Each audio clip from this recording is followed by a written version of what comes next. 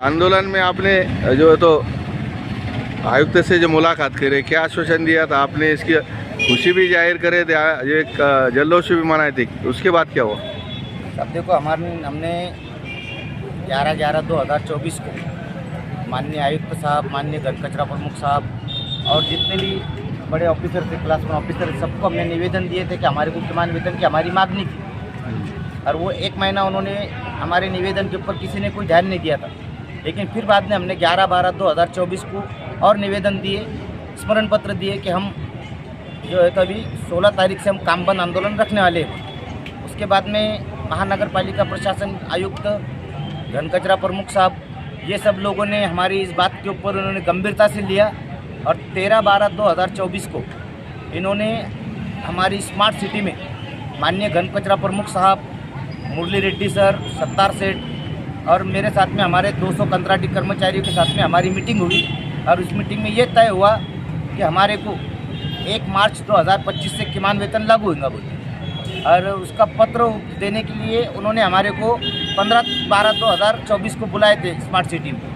जब हमने वो पत्र पढ़े तो पत्र के अंदर उसके अंदर जो नियम अटी थे वो काफ़ी खतरनाक नियम अटी थे, वो कर्मचारियों को मंजूर नहीं थे। इसलिए हमने वो पत्र उस दिन नहीं लिया था और हमारे काम बंद आंदोलन के ऊपर हम ठाम थे। उसके बाद में फिर 16 तारीख को 15 तारीख के रात में मेरे को घन कचरा साहब ने फ़ोन किए कि देखो तुम्हारे को सब चीज़ हम देंगे और आप जो है तो आंदोलन पीछे ले लो। उसका उन्होंने पूरा हमारे को भरोसा दिलाया।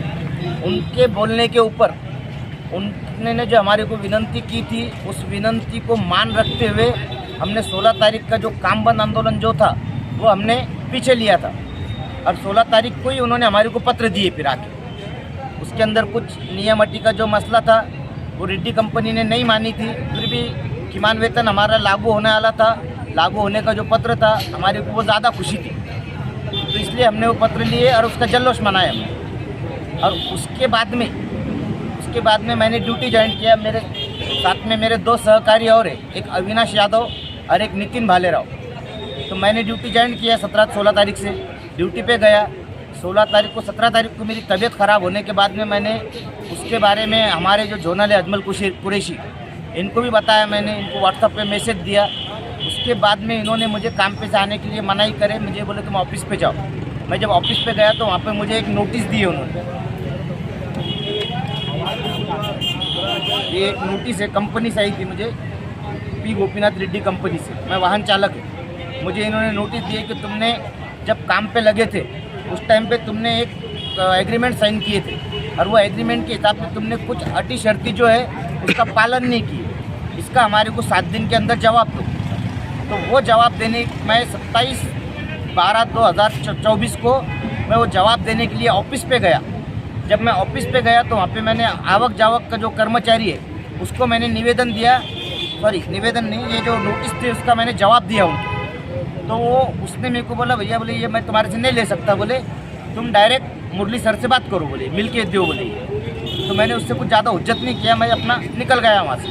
उसके बाद में फिर मैं दूसरे दिन और गया।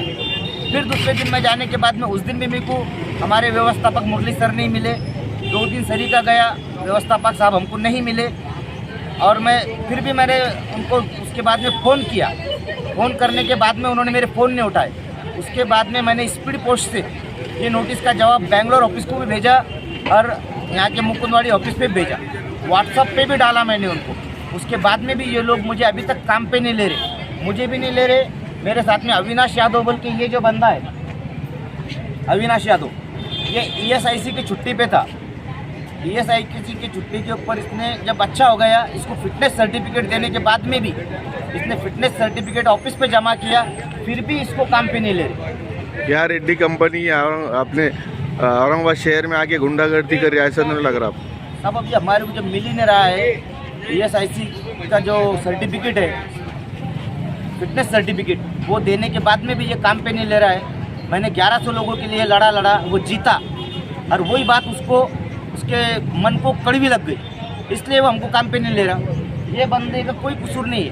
ये तो सिर्फ निवेदन देने के लिए जब हम आए थे उस टाइम पे इसका पेपर में फ़ोटो आया था, इसको इतना ही बहाना लगाया कि तेरा फ़ोटो पेपर में आया, इसलिए इसको काम पे नहीं ले रहे वो।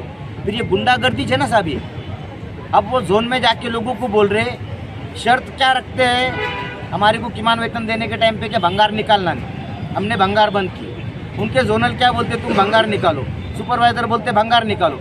मुरली रेड्डी सर खुद जोन जाके अभी लोगों को बोल रहे हैं कि मेरे थोड़े दिन बचे हुए हैं, तुम मेरे को साथ दो, तुमको लगा उतना भंगार निकालो, तुम ऐसा करो, कोई डरने की बात नहीं है। अब वो ऐसा बोलता है। अब मुझे बताओ तुम मेरे को, एक जगह मना करने का नोटिस में किमान वेतन का पत्र देने का, उसके अंदर भंगार निकालने के लिए मनाही करने की, और बाद में कर्मचारियों के पास जाके मुलाकात देके उनसे हाथ जोड़ के बोलने का कि मुझे साथ दो और तुमको भंगार जितना चाहे उतना निकालो, लेकिन किमान वेतन की मांगनी मत करो।